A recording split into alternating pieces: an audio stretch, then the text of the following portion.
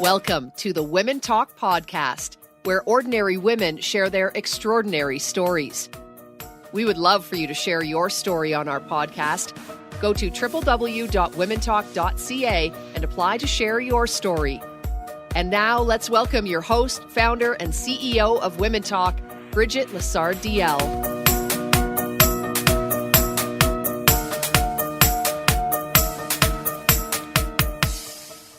Second born to a family of 6 with an alcoholic father, Debbie Cantin has had quite the life. Molested by a family friend, pregnant at the age of 17, traveled to Kenya to volunteer with young women. This lady has an amazing story and is now a devoted financial advisor that loves to help women. Let's listen to Debbie's story. I was the second child born in a family of 6 children that were born in 7.5 years. As you can imagine, in those days, men didn't typically change diapers, wash dishes, do all of those things, which my father never did. And so it was left mostly to my mother. And basically, I think she had a really hard time. I don't remember her being super happy, but we still had, we had meals cooked for us every day. We were poor, but there were poorer people. Basically, my dad was an alcoholic, so on the weekends we never really knew if he was going to be the fun-loving guy or the mean guy. So I didn't really feel that safe in my home. And also my next door neighbor, who was my dad's best friend, molested me as a child. But in those days, you didn't say bad things about adults, so I never told anybody. And as you can imagine, I grew up with very low self-esteem, very low feelings of self-worth. So fast forward to age 17, I got pregnant. When I got pregnant, the father dumped me, and I pretty much married the next person who was nice to me. He was a good man, but also an alcoholic. And when my children were 3 and 5, an incident happened which basically indicated to me that they were not safe in his care. And so I separated from him, and 6 months later, he committed suicide. As you can imagine, I was racked with guilt, spent many years feeling very poorly about myself because of that. But within 2 weeks, I had to go back to work because there was no life insurance for me. And I had no time. I always had to work 2 or 3 jobs, actually, to make ends meet because of the no life insurance. My kids never saw me. I didn't have time to grieve myself, let alone help them grieve. We never saw each other. And, I felt poorly as a mother because of that. So then in 1993, someone introduced me to personal development.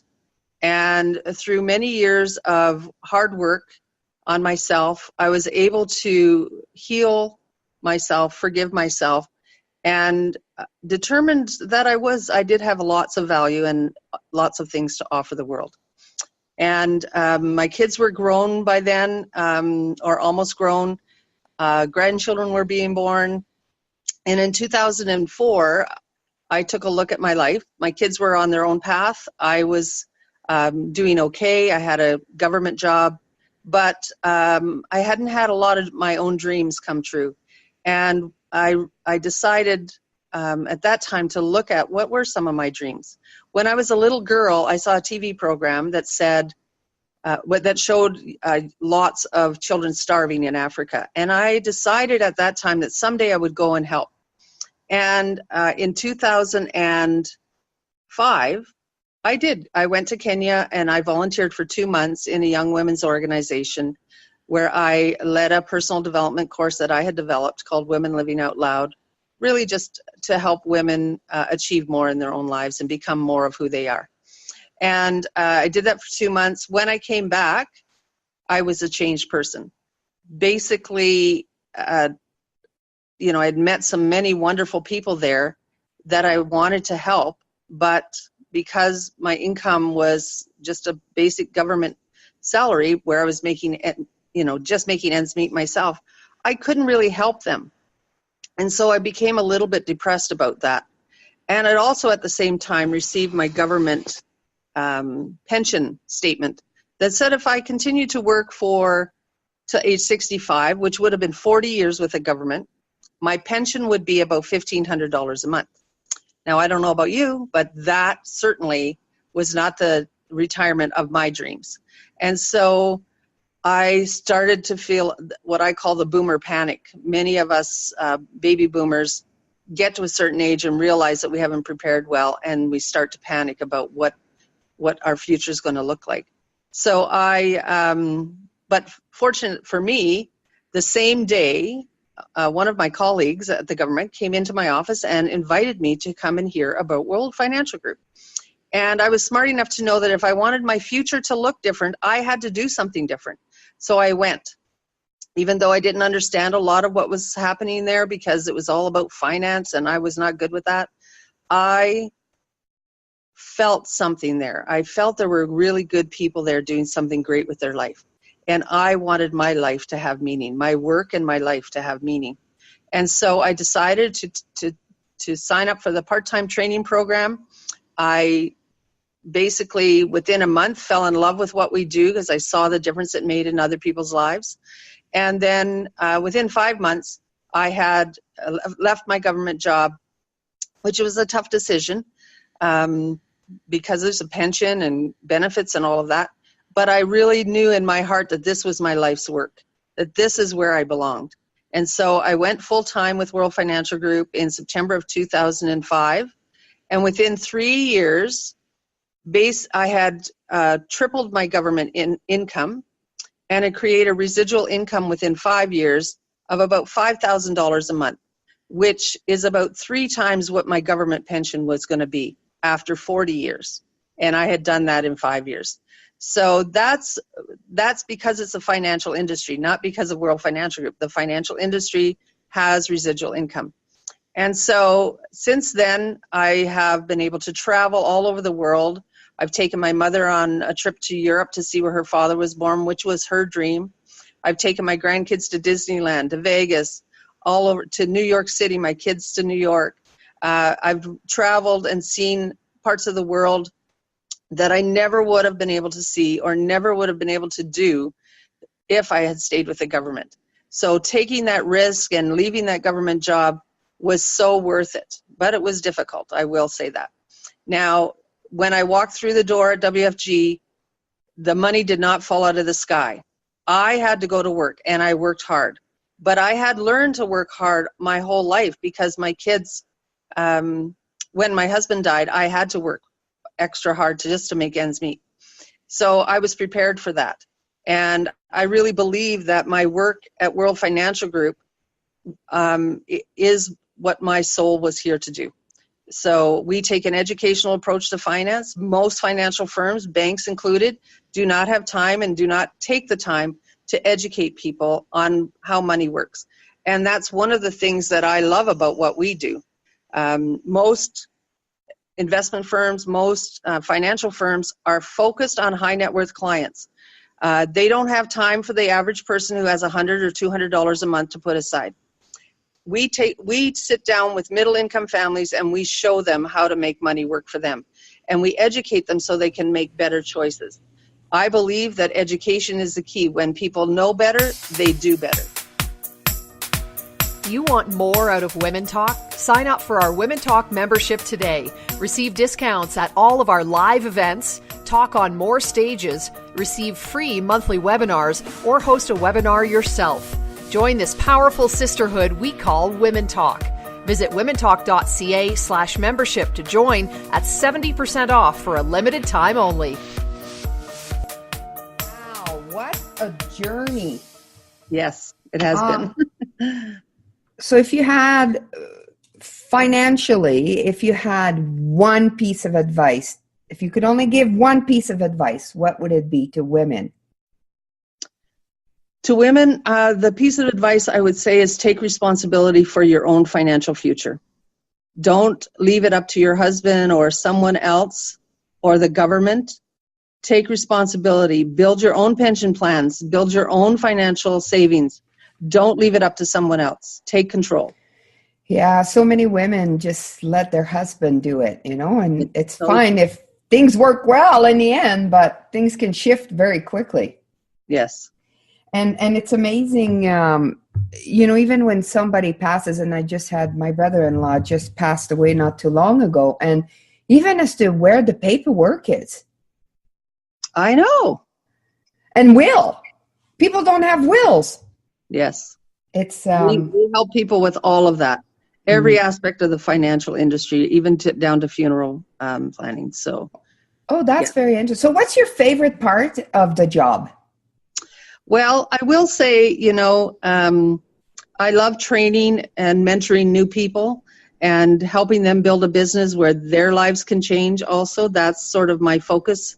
For the most part now, I have tons of clients that I also service, and don't get me wrong, they're very super important to me. But I love training and mentoring new people. Have you ever had someone that has come to you for training and you just went like, no, not happening?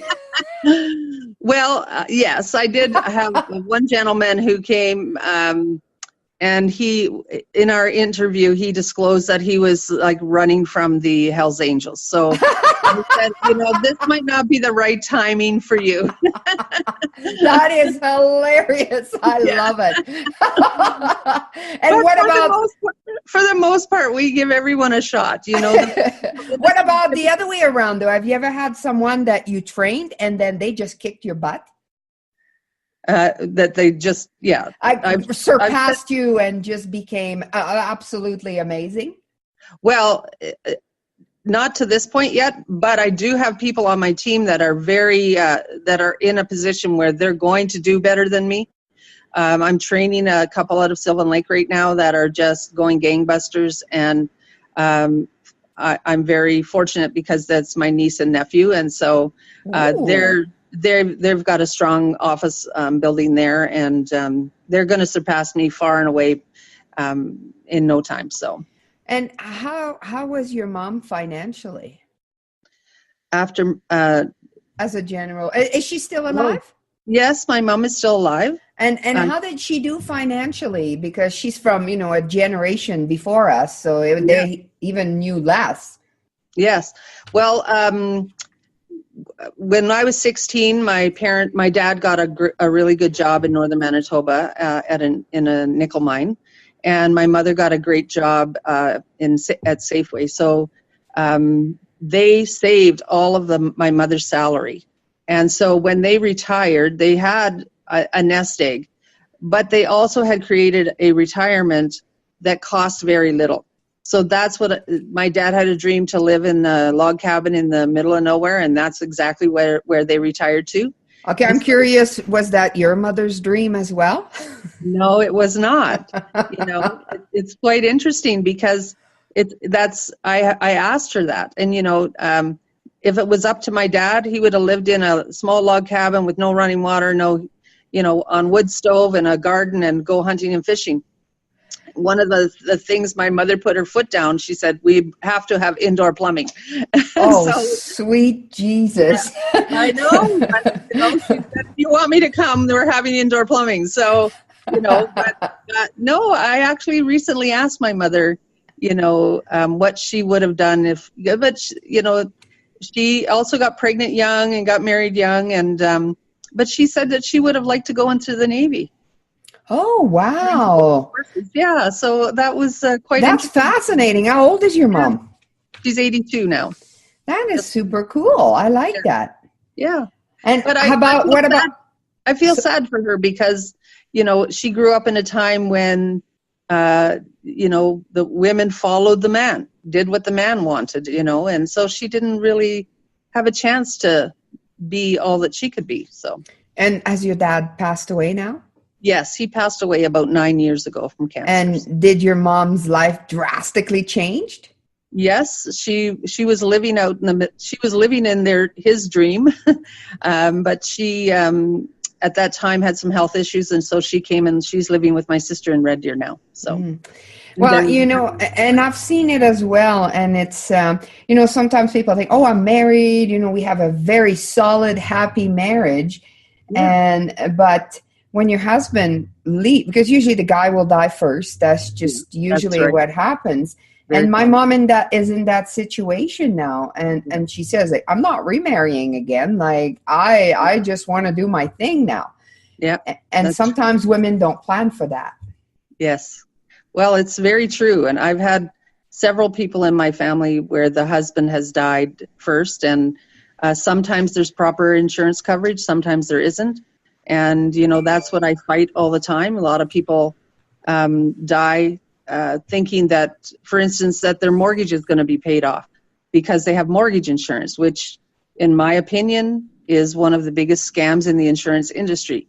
Mortgage insurance rarely pays out, and people pay for it for years and years and years. And when the time comes for it to be paid out, they say, oh no, well, you had high blood pressure, or this happened, you didn't qualify for the insurance, and they get left high and dry. And sometimes too, people don't realize they're only paying your mortgage. So if you've been paying all these years and you happen to have a problem, somebody dies the last month of the mortgage, well, you're getting zero. If you got life insurance instead, then you still get the money you had invested for. That's right. And it gives you some options as to what to do with the rest of your life. Sometimes it's the right thing to pay off your mortgage, and sometimes it isn't. Yeah. What's the usually the first thing you do with a new client? The first thing I do is we sit down and we give them a bit of education on how money works, the different places where you can invest money in Canada, outside of a business. We show people the different tax saving strategies that wealthy people use. We give them sort of an overview of what is available, and then we take their information, what their current situation is like, and we put together a plan. What's the number one mistake people make? I would say the number one mistake people make that I see is getting into too much debt. Buying a house and then 3 years later selling and buying another one, and 5 years later buying another one, and always needing to be bigger and better. I have clients who are going to retire well off, and those people that are bought a house 25 years ago and lived in it, raised their kids and lived in the same house. They drive secondhand vehicles, not brand new. Negative equity, that car dealerships are basically sucking people into doing with every new vehicle is killing people. I know people who have a $50,000 vehicle and owe $80,000 on it. Yeah, that's crazy. And that's happening. So debt is really something that we sit down and we educate people on how to get out of debt faster, how to stop from getting into debt again. Our plans are very comprehensive, and we make sure that people understand the choices that they're making. And, most of the people that, I'll give you a quick example. I sat down with a gentleman and his wife 10 years ago, and they had $8,200 between them in RSPs. Today, they have $198,000 between them because of the plan. Comfortable. Yeah. So tell me, if you were to take one of the women you helped in Africa that's never been outside of her country, took her and plumped her in Edmonton, what would it be like, you think? Well, it's I don't know. Most of them, they lived right on the equator. We were like 10 miles from the equator, and they've never seen snow, that kind of stuff. So we plunked her in Edmonton today. It could be pretty, I think she'd love it and have fun with it, but it would be pretty devastating to her. But what about financially? Because I'm sure they live very differently than we do, most of them. Yeah. Most of the women that I worked with, they lived in a small hut, sometimes 2 or 3 women with their small children. And all they had in that hut was a pot to cook in. Now, did the AIDS epidemic had affected people around when you were there? Yes. I would say I worked with 40 young women, and I would say probably half of them either had AIDS or were their children had AIDS, or the HIV for sure. Mm-hmm. They have a lot of medicines in Kenya that we don't have here, that they use natural remedies that actually work quite well. Oh, that's And, fascinating. yeah. So, and with the Bill Gates Foundation now too, they're in that community too and helping people with their medications. So before we yeah. go out, I want to know about your daughters. So we heard a little bit about your mother and how her life went and yours. And what about your kids now? Well, I have 2 children. My son is 42 and my daughter is just turning 40 this year. I'm very proud of her. She is a foster parent. She currently has 3 foster children, and a year and a half ago, she adopted one of her other foster children. So my daughter had 2 children. So my oldest grandson is 21, and my oldest granddaughter is 18, turning 19 right away. And then my daughter got these foster children, and she adopted one. He's 5 now, or almost 5. And my son and his wife just had a baby. So I have a whole new wave of grandchildren. And so a little boy and a little girl again. And So can I ask you, in your financial plan, do you plan on leaving money to your kids and grandkids? Or? Oh, for sure. And, we have one of the things that we educate people on is how to pass their wealth down to the next generation, paying very little tax. And so all of my own financial assets are in a position where they can get to my children and grandchildren with no tax implications. So, that's fascinating. So we're almost out of time here. So share with our listeners.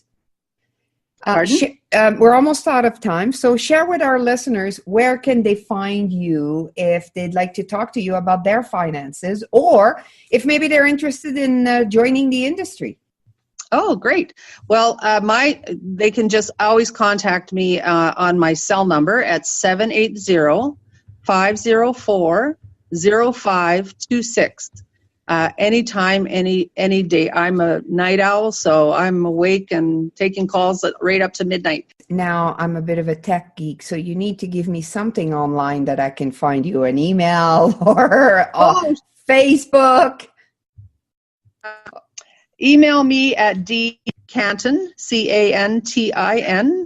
111ZDC at wfgmail.ca. I'm also on Facebook, Debbie Cantin, Debbie Phillips Cantin, Twitter, Debbie.Cantin, So you are online. You had me worried there for a minute. Nobody gives out phone numbers anymore. Oh, really? Well, and I must tell our listeners, I must come clean. Debbie has just come on board in Edmonton for Women Talk. She's actually our corporate sponsor. So if you're interested in actually meeting Debbie face-to-face and listening to her share a story, come to Women Talk in Edmonton the first Wednesday of every month. Thank you, Debbie. That was a real pleasure talking with you. Yes, thank you, Bridget. Bye-bye. Bye.